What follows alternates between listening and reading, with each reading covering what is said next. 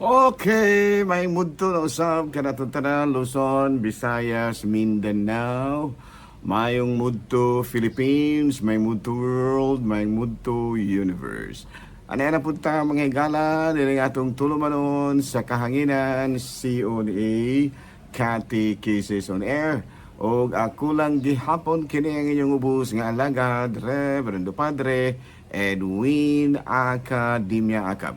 Abino adlaw na usab karon nga Lunes, pizza 17 na kini manghigala sa bulan sa Agosto. Uy, kumusta na mahigala?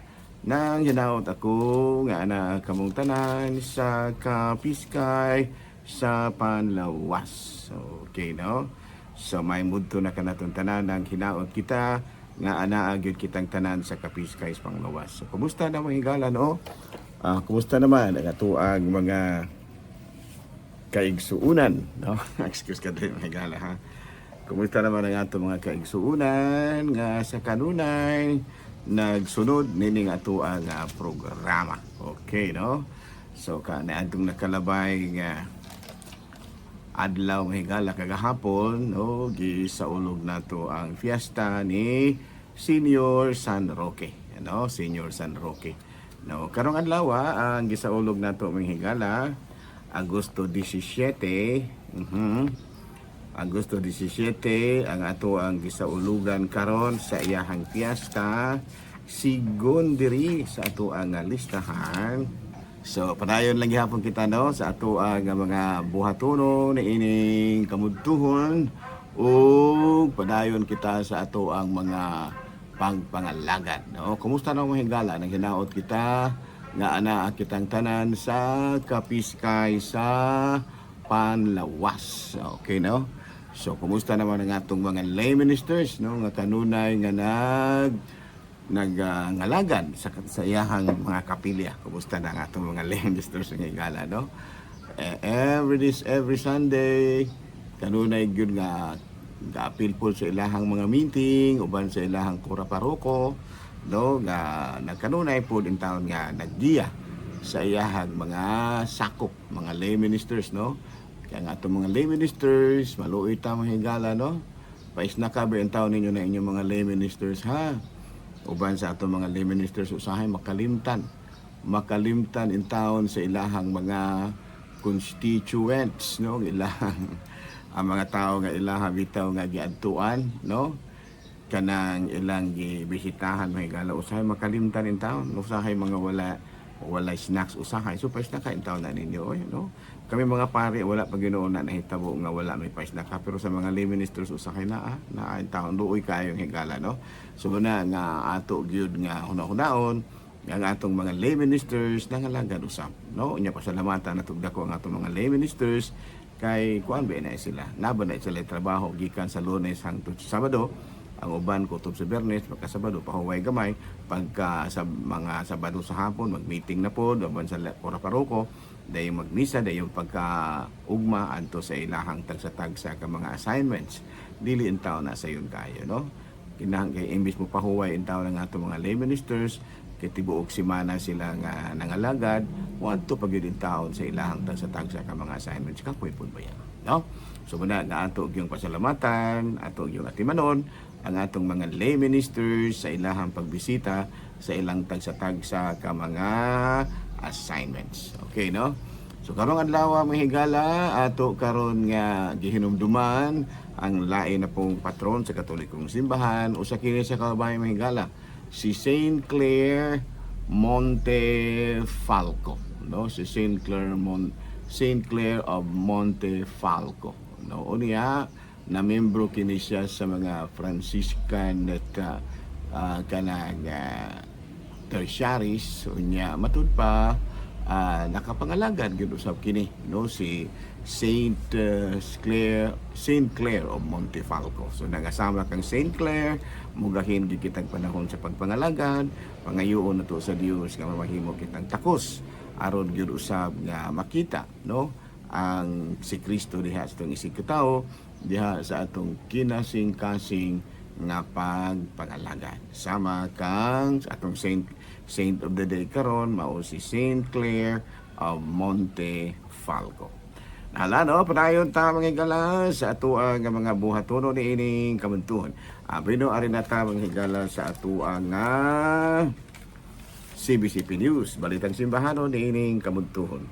Pope Leo XIV gitudlo si Archbishop Medifil Bilyones of Haro, mamahimo siyang Apostolic Administrator of the Diocese of Kabangkalan following a leadership transition of the local church.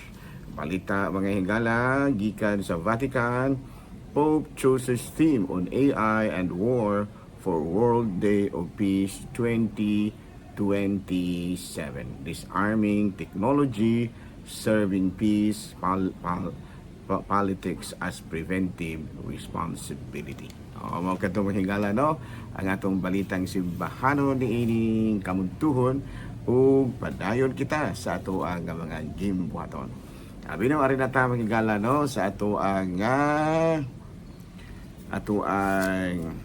katikisem higala no. Ari na ta sa ato ang katikisem. Okay. Abi na higala sa atong katikisem sa ang atong title mahigala, Sacramentals leading to the reception of the sacraments, no? Sacramentals leading to the reception of the sacraments, no? A Catholic perspective. Apan sa dili pa ato usa nga define kun unsa kining sacramentals, no? Matud pa, sacred sacramentals are sacred signs instituted by the church that resemble the sacraments. By themselves, they don't confer grace, but instead prepare individuals to receive the primary grace of the sacraments and dispose their hearts to cooperate with it. Ayan na, tumuli sa'yo na. O sa ganito ning sacramentals. Ang sacramentals, maong mga sagrado, nga mga timaan, nga gitukod mismo, nga gihimo mismo sa simbahan. Mura-mura rin siya og sakramento. Pero sa ilang, sana by themselves kini sila dili ni sila magkadalang grasya, dili sama sa kuan, dili sama sa sacraments nga di can confer grace. Kuy ang sacraments kuan man sacred signs instituted by the church, instituted by Christ in order to confer grace, no? Pero kining sacraments dili si Kristo mo nagtukod. Kining sacramentals, dili si Kristo mo yung nagtukod ini. Kung dili, ang simbahan lamang. So, mga kaparian, no? Pinaagi ni ini, bisan tuod kung dili yun siya tinukod ni Kristo, simbahan lamang, dili kini siya makahatag og grasya mismo. Dili pareho sa sacraments, no? Pero, mamahimo ni ini nga maandam ang usang katawo aron pagdawat sa matud paggrasya nga naa sa mga sakramento o maghatag niini og kahigayunan nga mabalaan pinaagi niini. Sa ato pa sample sample mga higala kining holy water, no? Kining holy water usa kini sa mga sacramentals, no? Kining kan bendita ba? Holy water recalls our baptism, encouraging purity of hearts before receiving the Eucharist or reconciliation. Sa ato pa, kining holy water, no, kining bendita ba, naghinumdum kini sa panahon sa ato ang bunyag, no? O niya, pinaagi ni ini, no? Pinaagi sa kahulugan sa tubig o sa bunyag, naghatag kini kanato og matud pa kana bitang kadasig, no? Nga magpuyo diha sa kaputli, no, sa kasing-kasing sa dili pa nato dawaton ang Eucharistia, o kini bitang sacraments of the Holy Eucharist o bakaha ang sacrament of confession. No, sa ato pa kining bendita mga higala nagpahinumdom kini kanato sa atong bunyag, sa dihang gibunyagan kita ug nagdasig kini kanato nga magpuyo kita nga balaanon ug magdasig usab kanato nga musimba, mudawat sa sakramento sa pangalawat ug mudawat sa sakramento sa kumpisal. Okay, pagkuan man lagi, paghinlo man lagi ning tubig. No, sa ato pa mapahinumduman kita nga mangupisal gid kita aron mahinluan, no? Gipahinumduman kita nga mudawat gid kita sa sakramento sa kinaron pinaagi sa dugo, sa lawas ug dugo ni Kristo, mahiusa kita kaniya. Sa to pa, ang holy water di ay magpahinumdum ka nato. Muna siya papin sa sacramentals o pananglitan, no? Pananglitan kining Santos nga Rosario, sacramental man pud ni. Deepens meditation on Christ's life. No, sa to pa, sa atong pamalandong sa Santos nga Rosario, na pamalandungan pud nato, no? Ang kinabuhi ni Kristo. Sacramental sa ning Rosario, pero makahatag kini kanato og kanang gitawag nato og pamalandong sa kinabuhi ni Kristo. Kay ang kisgutan baya sa Santos nga Rosario, kinabuhi baya ni Kristo, no?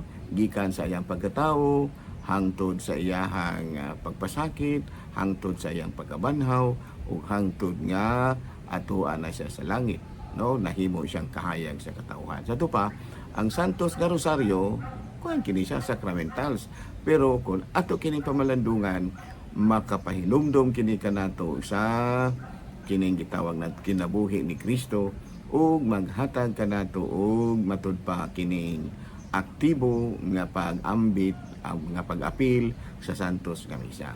O baka kining mga blessings, no? Kining consecrations and prayers of the church invoke divine help, opening to sacramental participation. Sa to pa, kini lagi mga sacramentals may galad sa iyang pagkaingon ni ana, dili na siya makahatag og grasya, pero pinaagi niini matagaan kitag kadasig pagdawat sa uban pang mga sakramento. Nga sa ato pa, kini di ang sacramentals maoy mugiya kanato paingon sa pagdawat sa mga sakramento. Nganuman, tungod kay makahatag man kini kanato og kadasig, no?